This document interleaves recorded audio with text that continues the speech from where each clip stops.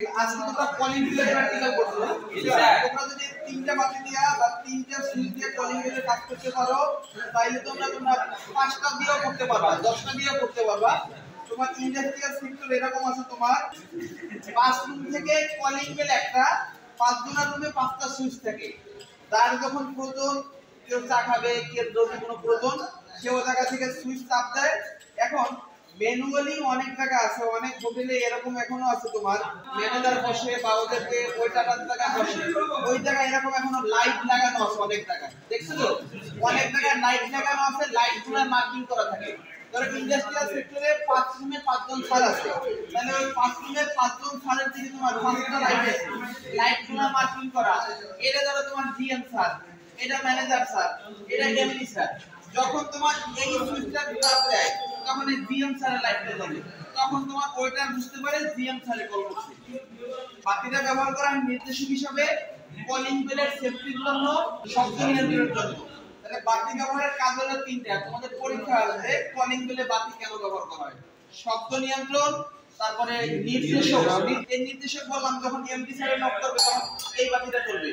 তাহলে তোমার ইন্ডাস্ট্রিয়াল সেক্টরে এগুলোকে মার্কিং করা থাকে। ইলেকট্রনিক্স এর কিছু কলিং বেল আছে যেগুলোতে বাতির দরকার নাই, বাতি ছাড়াই ব্যবহার করে, এরকম কলিং বেলগুলো আছে। তোমার রিমোট কন্ট্রোল যেগুলো আছে, রিমোটে চাপ দেয়, কেবল টেবলের কিছু কানেকশন নাই, আসলে এরকম।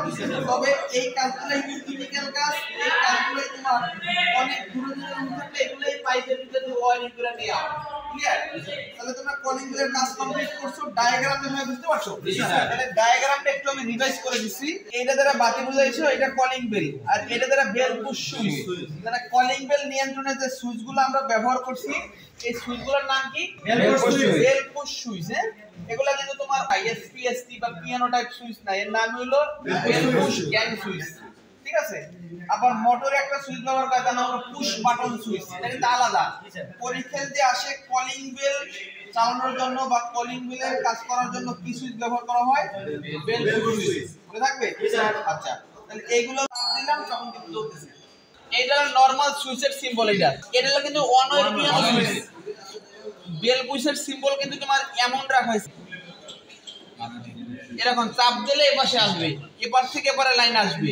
সব সময় এইটাকে বলা হয় এনও পজিশন, সব সময় থাকে এনও। যখন এটা চাপ দিয়ে অন করি তখন হয়ে যায় এনসি পজিশন, এনসি, তখন এপাশ থেকে এপাশে লাইন চলে আসে। তাহলে তোমার এইটা হলো বেল পুশ সুইচের সিম্বল, আর এটা হলো অন ওয়ে পিয়ানো সুইচের সিম্বল। তাহলে এই সুইচ, এই বাতি, এই কলিং বেল আর নিউট্রাল কি এক জায়গায় কমন হয়ে গেছে। সাপ্লাই নিছি এই 2 পিন প্লাগ থেকে। আচ্ছা, এই জায়গায় যদি আরো বাতি বেশি বাড়ানো লাগে, রুম 5টা হয়, পারবা না? সেটা ফেসটা নিয়ে দাও। তবে একটু খেয়াল রাখতে হবে তোমার, এই কোন বাতিটা কোন রুমের, এগুলা মার্কিং করা লাগবে, মার্কিং করতে হবে। কোন রুমের কোন কেবল, এটা কি নাম্বারিং রাখতে হবে।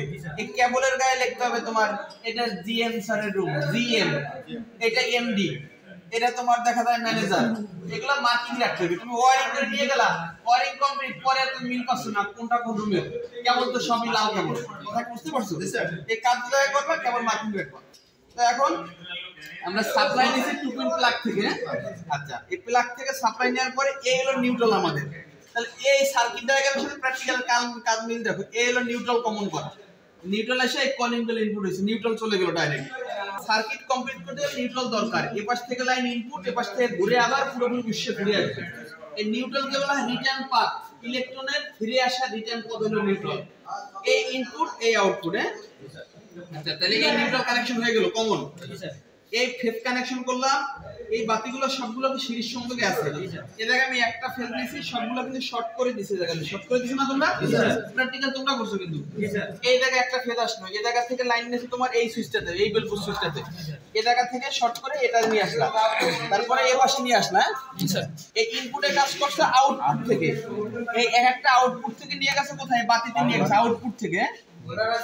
এই বেল পুশ সুইচের আউটপুট থেকে, বেল পুশ সুইচের আউটপুট থেকে নিয়ে গেছে কোথায়? এই বাতিতে নিয়ে গেছে, বাতিতে। তাহলে তোমার বাতির সাথে তোমার বেল পুশ সুইচ কি সিরিজ সংযোগে, বাতির সিরিজ সংযোগে। যখন তুমি সুইচ অন করবা তখন বাতি আগে জ্বলবে, তাহলে বাতি সারা যখন তাহলে জ্বলবে।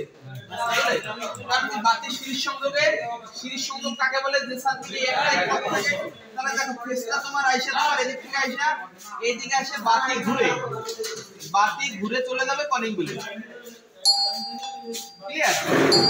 তাহলে বাতি সিরিজ সংযোগ করা হয়। বাতির কাজ হলো তোমার নির্দেশক, শব্দ নিয়ন্ত্রক, কলিং হুইলের প্রোটেকশন।